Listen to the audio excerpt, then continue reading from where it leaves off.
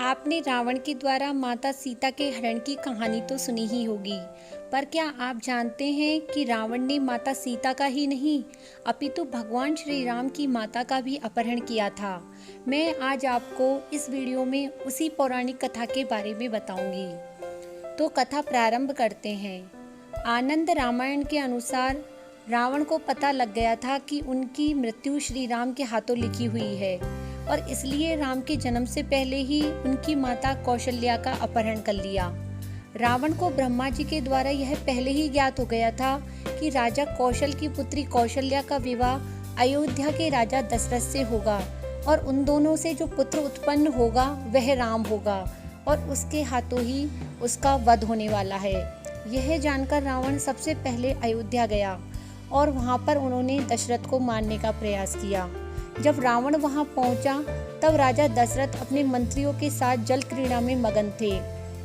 मौका देखकर रावण ने उन पर हमला कर उनकी नाव को डुबो दिया। इसके बाद रावण कौशलपुरी पहुंचा।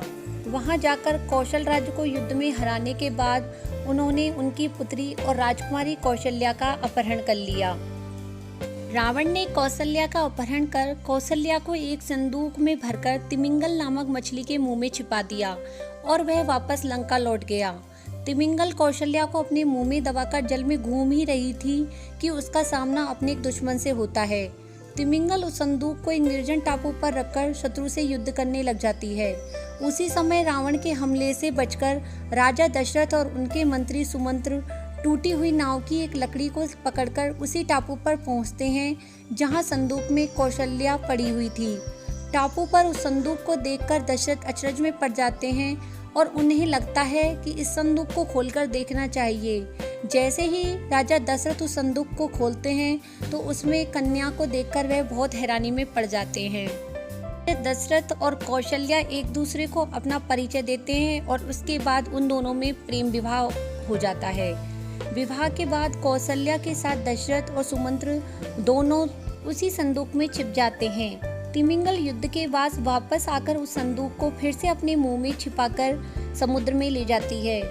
रावण अपनी मौत को पराजित कर बड़ा प्रसन्न होता है। रावण ब्रह्मा जी के पास जाकर बोलता है कि उसने राजा दशरथ को मार दिया है और कौशल्या का अपहरण कर उसे ऐसी जगह पर छिपा दिया है जहां उसे कोई नहीं ढूंढ सकता। ब्रह्मा जी रावण को बताते हैं कि दशरथ और कौशल्या के बीच प्रणय हो चुका है। ब्रह्मा जी के द्वारा यह जानने पर रावण बहुत क्रोधित होता है और उस संदूक को वापस मंगाता है। जैसे ही वह संदूक खोलता है और देखता है कि संदूक में कौशल्या के साथ दशरथ और सुमंत्र भी हैं, तो वह और क्रोधित हो जाता है। वह गुस्से में अपनी तलवार निकालकर उसी क्षण उन तीनों का वध करना चाहता है, परंतु ब्रह्मा जी उसे ऐसे करने से रोकते हैं।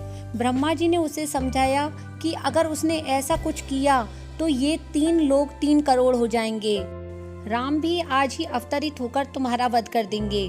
ब्रह्मा जी ने रावण को बताया कि होनी को कोई नहीं टाल सकता। तुम क्यों अपनी मृत्यु को समय से पहले ही बुलाना चाहते हो?